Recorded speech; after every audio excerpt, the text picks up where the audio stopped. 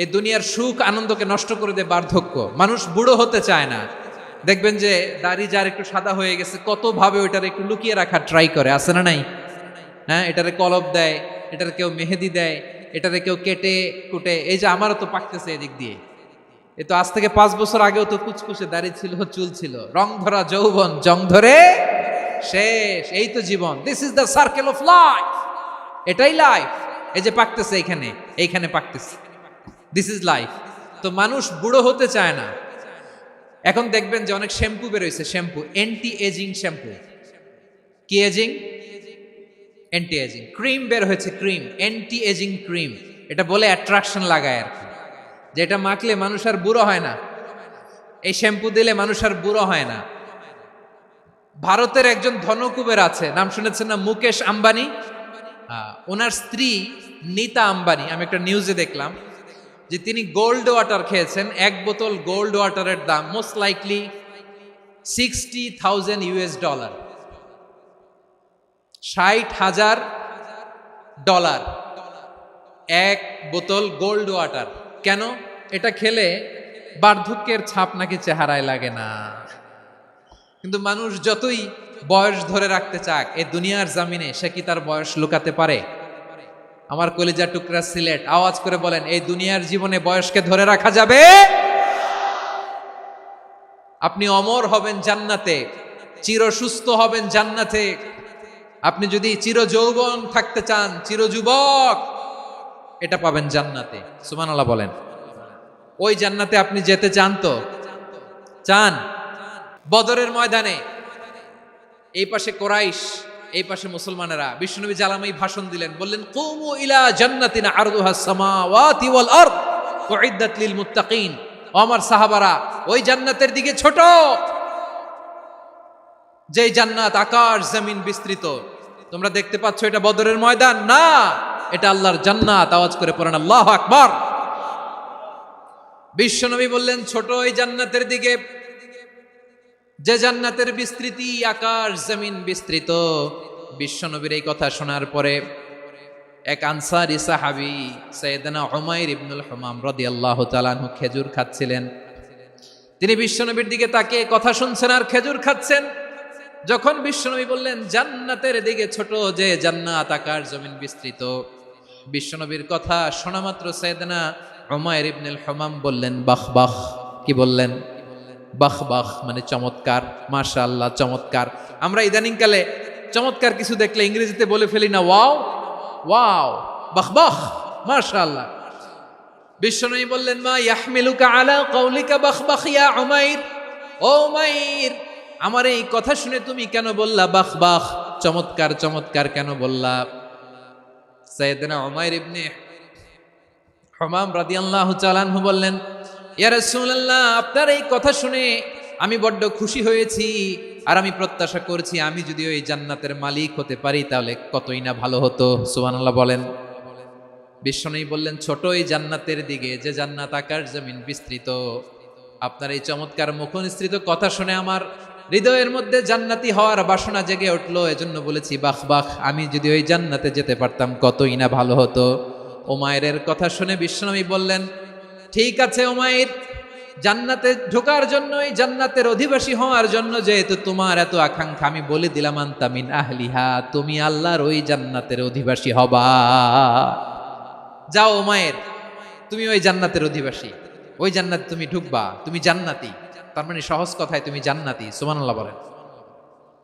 যখনই বিশ্বনবী বললেন জান্নাতি, সাইয়েদনা উমাইর রাদিয়াল্লাহু তাআলা আনহু খেজুর খাচ্ছিলেন আর মনে মনে ভাবে বিশ্বনবী যখন ওয়ারেন্টি দিয়েছে, বিশ্বনবী যখন গ্যারান্টি দিয়েছে আমি জান্নাতে যাব, তাহলে হাতে তো এখনো 3টা খেজুর বাকি। এই 3টা খেজুর যদি খাই তাহলে জান্নাতে ঢুকতে দেরি হয়ে যাবে। সুবহানাল্লাহ পড়েন। হাতে কয়টা খেজুর? 3টা খেজুর। বিশ্বনবী বললেন উমাইর আনতা মিন আহলিহা, তুমি ওই জান্নাতের অধিবাসী, তুমি জান্নাতি। উমাইর চিন্তা করলেন আমি জান্নাতি, নবীর মুখ দিয়ে যখন বেরোইছে ওই জান্নাতে তো আমার ঢুকতেই হবে, কিন্তু হাতে 3টা খেজুর খেয়ে যদি জিহাদের ময়দানে যাই তাহলে জান্নাতে যেতে তো দেরি হয়ে যাবে। এই চিন্তা আসা মাত্রই খেজুর 3টাকে তিনি ছুঁড়ে মারলেন, তলোয়ার বের করে আল্লাহু আকবার বলে বদরের ময়দানে ঝাঁপিয়ে পড়লেন। আল্লাহর শত্রুদেরকে কচুকাটা করে এক পর্যায়ে শাহাদাতের সুধা পেয়ে নিজেও জান্নাতি হয়ে গেলেন। পড়েন সুবহানাল্লাহ। প্রিয় ভাইরা, সূরাতুল আহজাবের ৪৫ এবং ৪৬ নম্বর আয়াত আমি তেলাওয়াত করেছি, যেখানে আল্লাহ তাআলা বিশ্বনবীর ৫টি বৈশিষ্ট্যের কথা বলেছেন। কয়টি? সবাই বলুন আওয়াজ করে, কয়টি? ৫টি বৈশিষ্ট্যের কথা আল্লাহ তাআলা এই আয়াত দুটিতে উল্লেখ করেছেন।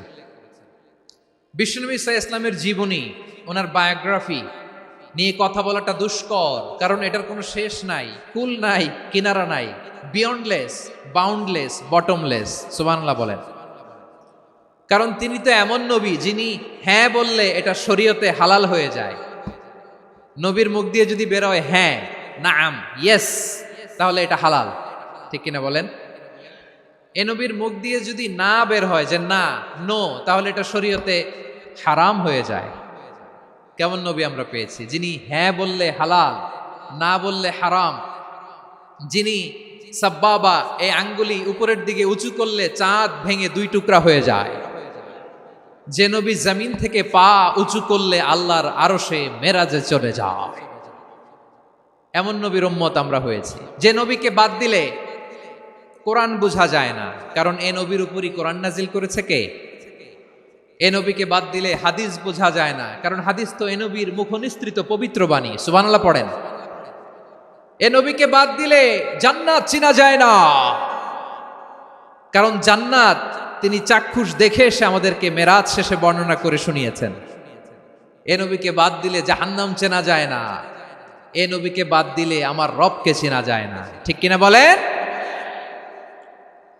তো বিশ্বনবীর 5টি বৈশিষ্ট্যের কথা আল্লাহ তাআলা এই সূরাতে উল্লেখ করেছেন। আল্লাহ রাসূল সাল্লাল্লাহু আলাইহি ওয়াসাল্লাম যখন মক্কাতে দাওয়াত দিচ্ছিলেন,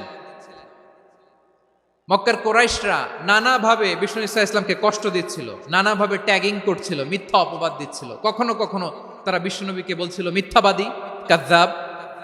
কখনো বলছিল যে তুমি হচ্ছে জাদুকর, সাহির। কখনো বলেছে শায়ের, মুহাম্মদ তুমি কবি। কখনো বলেছে কাহেন, মুহাম্মদ তুমি গণক।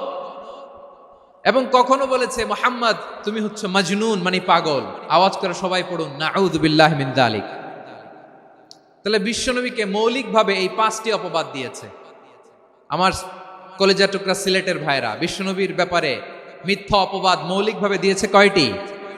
5টি। বলেছে তুমি মিথ্যাবাদী, বলেছে তুমি গণক, তুমি কবি, তুমি পাগল, তুমি জাদুকর। বিশ্বনবীকে যে এই 5টি অপবাদ দেয়া হলো, আল্লাহ তাআলা এটা সহ্য করেননি। এই 5টি অপবাদের বিপরীতে আল্লাহ তাআলা বিশ্বনবীর 5টি চমৎকার বৈশিষ্ট্য উল্লেখ করে সূরাতুল আহজাবের 2টি আয়াত নাজিল করেছেন। আওয়াজ করে পড়েন আল্লাহু আকবার।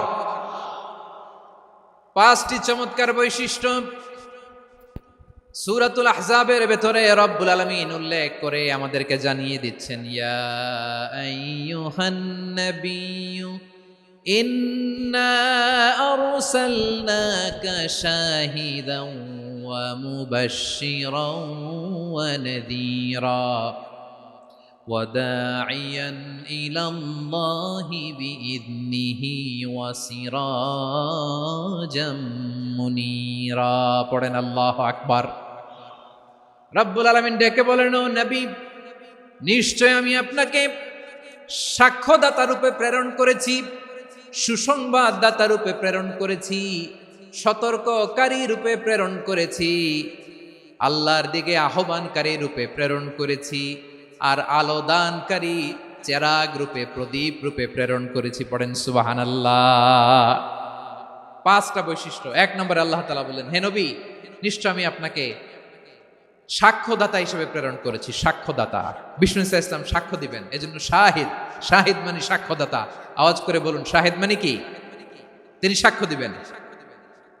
মুবাশশির, 2 নম্বর বৈশিষ্ট্য হচ্ছে তিনি মুবাশশির। মুবাশশিরুম বিরাহমাতিল্লাহি ওয়া বিল জান্নাহ। তিনি আল্লাহর রহমতের সুসংবাদ দেন, তিনি আল্লাহর জান্নাতের সুসংবাদ দেন। সুবহানাল্লাহ পড়েন। 3 নম্বর বৈশিষ্ট্য হচ্ছে নাযীর, তিনি সতর্ককারী, ওয়ার্নার। তিনি সাবধান করতে এসেছেন, রিমাইন্ডার দিতে এসেছেন যে আল্লাহর পথে যদি না চলো, শিরকি কাজ যদি না থামাও, তাহলে এমন আযাব আসবে আল্লাহর পাকড়াও থেকে তুমি বাঁচতে পারবে না। তিনি নাযীর। বিষ্ণু ঈসা ইসলামের 4 নম্বর বৈশিষ্ট্য হচ্ছে দাঈয়ান ইলাল্লাহ, তিনি আল্লাহর দিকে আহ্বানকারী। এই যে আমরা আমাদেরকে পরিচয় দেই যে আমরা দাঈ, বলি না? বলি যে উনি হচ্ছেন একজন দাঈ ইলাল্লাহ। বহু বচনে আমরা বলি আদ-দুআত ইলাল্লাহ, এটা কোরআনের এই আয়াত থেকে এসেছে। সুবহানাল্লাহ পড়েন। ওয়া দাঈয়ান ইলাল্লাহি বিইذনিহি, আল্লাহর আদেশে বিষ্ণু ঈসা ইসলাম আল্লাহর দিকে মানুষকে ডাকেন। এবং বিষ্ণু ঈসা ইসলামের 5 নম্বর বৈশিষ্ট্য হচ্ছে সিরাজাম মুনীরা, আলোদানকারী প্রদীপ, আলোকদীপ্ত প্রদীপ, যে আলো দিয়ে তিনি গোটা বিশ্বকে আলোকিত করেছেন। আওয়াজ করে পড়েন আল্লাহু আকবার।